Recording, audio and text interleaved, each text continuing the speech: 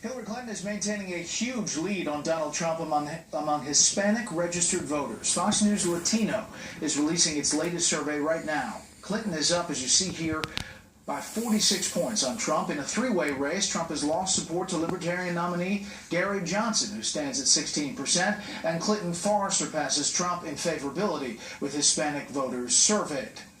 Trump is standing by a comment made last night that President Obama is the founder of ISIS, and today he puts Hillary Clinton in the same category. Donald Trump is about to appear at a rally in Florida. That's where chief political correspondent Carl Cameron is tonight.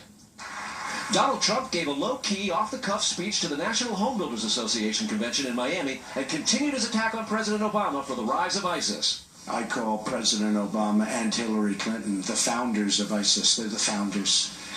In fact, I think we'll give Hillary Clinton the, if you're on a sports team, most valuable player. Trump's claimed for a year that Obama's withdrawal of U.S. troops from Iraq helped ISIS grow. This was last night. ISIS is honoring President Obama. He is the founder of ISIS. He's the founder of ISIS, okay?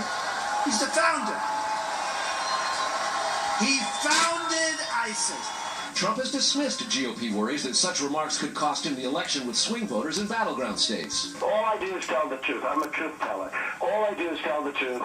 And if at the end of 90 days I fall in short because I'm somewhat politically correct, even though I'm supposed to be the smart one, and even though I'm supposed to have a lot of good ideas, it's okay. I go back to a very good way of life. Speaking to pastors in Orlando, Trump warned of weak support in Utah, where Mormons play a big part of Republican politics, and newly minted independent candidate Evan McMullin, a former missionary, announced his run yesterday. I'm having a tremendous problem in Utah. Utah's a different place, and I don't know if is anybody here from Utah? I mean, I didn't think so. We're having a problem. Because, look, it could cost us the Supreme Court. Trump also bashed Clinton last night for the Orlando nightclub shooter's attendance at her Monday rally. But as Trump spoke, seated behind him was Mark Foley, the former congressman who resigned in disgrace for exchanging instant messages with an underage male congressional page. The Republican National Committee is under pressure to better rein in Trump's rhetoric. Both the GOP House and Senate campaign committees have been working with members about distancing themselves from Trump. Fox News has obtained a petition circulating among prominent Republican professional operatives demanding the RNC divert its money and resources from Trump to other candidates lest the party go down with him. So far, that petition has more than 70 signatures from former members of Congress, former members of the Republican National Committee itself, as well as former operatives in the last 8 Republican presidential campaigns, and they plan to present the now draft, but next week, finalized petition with a lot more signatures to the Republican National Committee itself.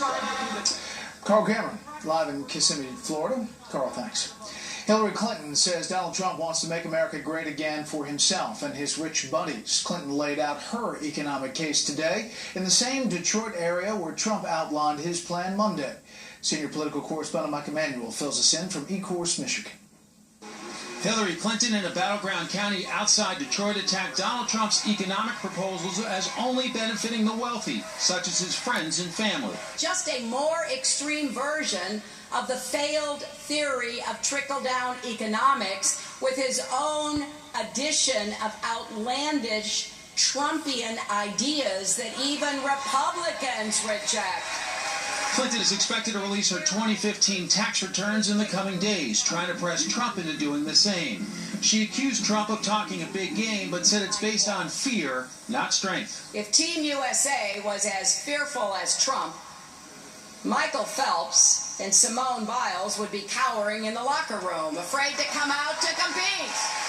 Instead, they're winning gold medals. The Real Clear Politics average of recent polls reveals Clinton leading Trump by 6.6 points in Michigan so far.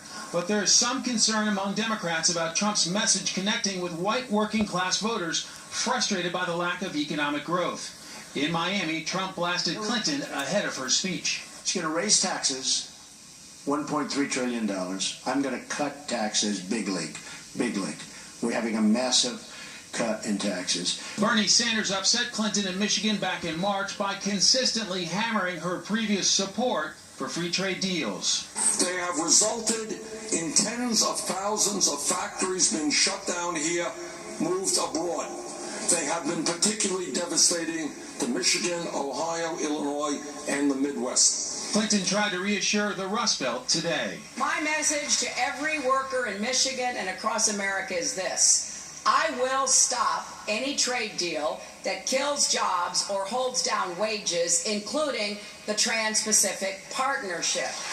I oppose it now. That's a lie. I'll oppose it after the election, and That's a I'll lie. oppose it as president.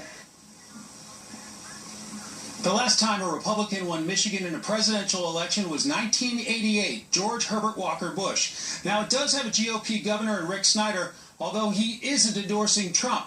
Yet with white working-class voters favoring Trump so far, it could be a fight here. Brett? Mike, thank you.